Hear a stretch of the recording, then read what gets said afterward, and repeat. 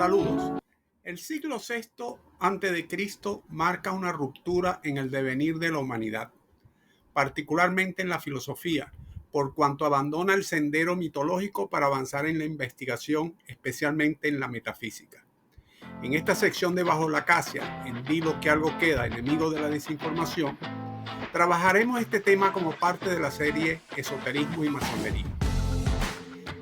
La historia de los pueblos registra acontecimientos importantes a lo largo del tiempo, pero en torno al siglo VI a.C. sobresalen hechos históricos que emergen como eventos que trascienden las fronteras nacionales e impactan su mundo circundante. Veamos algunos de estos hechos. Nace el año de 624 a.C. Tales en la ciudad de Mileto. Es reconocido este filósofo por romper con el uso de la mitología para explicar el mundo y el universo, auscultando en su lugar explicaciones mediante teorías e hipótesis naturalistas que identifican como logos. Es considerado el iniciador de la especulación científica y filosófica griega y occidental. Solón es nombrado arconte o gobernante de Atenas el año 594 a.C. e instituye reformas democráticas. La caída de Jerusalén en manos de los babilonios y la primera destrucción del templo de Jerusalén el año 586 a.C. Nace el año 569 a.C. Pitágoras en Samos, Grecia, fundador de la escuela pitagórica. Se registra el nacimiento del pensador chino Confucio el año 551 a.C. El imperio persa, dirigido por Ciro I, derrota al babilónico el año 540 a.C. El año 540 a.C. nace Heráclito en Éfeso, Grecia, quien creía que el mundo estaba regido de acuerdo con lo que él denominó logos, cuyo significado se identifica con palabra, razón o discurso. También creía que el cosmos era una transmutación del fuego. Heráclito fue famoso por su insistencia en el cambio y por su firme compromiso con la unidad y armonía de los contrarios. Nace Agita Kesakambal, quien se considera el primer autor ateo materialista conocido de la India. Probablemente fue contemporáneo de Buda. También nace Buda Gautama, quien fue un sabio indio en cuya enseñanza se fundó el budismo. Hermótimo de Clazomenas fue un filósofo pitagórico de la época quien propuso, según Aristóteles, la idea de una mente fundamental como la causa del cambio. Proponía que las entidades físicas son estáticas, mientras la razón causa el cambio. Tras 70 años de cautiverio en Babilonia, los judíos regresan a Jerusalén el año 537 a.C. Según eruditos, fue tiempo en que se dio forma al Antiguo Testamento de la Biblia. En el 510 a.C. se establece la República Romana. En 501 a.C. Confucio es nombrado gobernador de Chumtum. Veamos sucintamente el perfil de tres personajes quienes han dejado profunda huella en el pensamiento esotérico universal. Pitágoras. Las escasas fuentes complican la elaboración fidedigna de su biografía. Su condición de fundador de una secta religiosa propicia la temprana aparición de una tradición legendaria en torno a su persona. Se dice que fue discípulo de Ferecides y Anaximandro, igual que viajó a Egipto y por los países de Oriente. Aristóteles no conoce ningún escrito suyo. El pitagorismo es una suerte de escuela de carácter religioso y son muchos los temas que en su doctrina se desarrollan, pero no se sabe a ciencia cierta cuáles son originarios de Pitágoras. La tesis que se le atribuye con alto grado de certidumbre es la supervivencia del alma después de la muerte y su transmigración a otros cuerpos. Platón se basa en esta doctrina para el desarrollo de sus ideas metafísicas. El cuerpo es una cárcel para el alma, que la divinidad ha encerrado ahí como castigo. El alma, si logra purificarse en la vida corpórea, asiste a una vida incorpórea en un mundo superior. En caso contrario, vuelve después de la muerte a una cadena de transmigraciones. Si hay una doctrina de los pitagóricos que debe conocer los estudiosos de la filosofía o del esoterismo, es la metafísica de los números. La misma consiste en que la sustancia de las cosas es el número. El punto central es que los filósofos jonios explican el orden del universo recurriendo a una sustancia corpórea. Los pitagóricos, a diferencia, consideran el orden como la sustancia del mundo. El número como sustancia del número es la hipóstasis del orden mensurable de los fenómenos. De allí que las matemáticas son la vía para entender el orden y la unidad del mundo. Allí hay muchos de los estudios masónicos actuales. Confucio fue un reconocido pensador chino quien nace el año 551 a.C.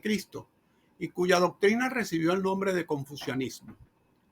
Procedente de una familia noble arruinada, a lo largo de su vida alternó periodos en los que ejerció como maestro, así como trabajos manuales como el de carpintero en el noreste de China. La esencia de sus enseñanzas se condensa en la buena conducta en la vida, el buen gobierno del Estado basado en la caridad, justicia y respeto a la jerarquía, además del cuidado de la tradición, el estudio y la meditación. Las máximas virtudes son la tolerancia, la bondad, la benevolencia, el amor al prójimo y el respeto a los mayores y antepasados. Si el príncipe es virtuoso, los súbditos imitarán su ejemplo, siguiendo el modelo gobernante-súbdito, padre-hijo, etc. Una sociedad próspera solo se conseguirá si se mantienen estas relaciones en plena armonía. La base de la doctrina confuciana es recuperar a los antiguos sabios de la cultura china e influir en las costumbres del pueblo. Consideraba que todas estas virtudes eran necesarias no solo para alcanzar nuestra propia felicidad, sino especialmente para lograr la paz. Creía firmemente que, si todo el mundo se esforzara en ser mejor, el mundo también lo sería. De manera que luchó durante la mayor parte de su vida para promover ese espíritu de excelencia y mejora constante. Allí hay mucho de las ideas masónicas contemporáneas. Buda Gautama nació en una familia aristocrática en la ya desaparecida República Sakya. Renunció a la vida laica y, después de varios años de mendicidad, meditación y ascetismo, experimentó un despertar espiritual. Por lo tanto, se le conoce con el título de Buda, que significa el despierto. La doctrina budista es extensa y compleja. Aquí daremos unas pinceladas particularmente sobre la cosmovisión del Buda centrada en la comprensión de la naturaleza de dukkha, que se considera el problema fundamental de la vida. Dukkha se refiere a todo tipo de sufrimiento, inquietud, frustración e insatisfacción que experimentan los seres vivientes. El Buda enseñó que todo lo que experimentamos no es permanente y sí inestable. Una tesis importante es la del karma y el renacimiento. El Buda instruye que el karma y el renacimiento son parte de la vida. Según el Buda de los textos tempranos, el ciclo constante de morir y renacer, lo que se llama samsara, de acuerdo con el karma de uno, es solo dukkha, y el objetivo espiritual final debe ser la liberación de este ciclo. El Buda declaró en los suttas que este samsara no tiene comienzo reconocible. Un primer punto no se percibe para los seres que vagan y deambulan, obstaculizados por la ignorancia y encadenados por el anhelo. Para el Buda, nuestros actos kármicos también afectan el proceso de renacimiento de manera positiva o negativa. Esto se entendía como una ley natural que se comparaba a cómo unas plantas crecen desde las semillas. Sin embargo, es importante tener en cuenta que el Buda no sostuvo que todo lo que sucede en el resultado del karma es resultado del karma solamente. De hecho, cuando se le pidió al Buda que indicara las causas del dolor y el placer, enumeró varias causas físicas y ambientales junto con el karma. El esoterismo es una rama de la filosofía entendida como una investigación profunda del individuo, la cual es importante para alcanzar el conocerse a sí mismo, lo que es necesario para transitar el sendero iniciático. El pensamiento esotérico antiguo se nutre de innumerables personajes quienes son fuente inagotable de sabiduría y coloca el esoterismo en el lugar principalísimo que le corresponde en la filosofía como ciencia y arte de la investigación, tanto del macrocosmos como del microcosmos. El masón, en el ejercicio de su libertad de pensamiento, aquilata su bagaje intelectual estudiando escuelas de pensamiento con el fin de formar su propio criterio, aplicando la escuadra de la razón y el compás de la comprensión. En próximos videos continuaremos con esta serie de esoterismo y masonería.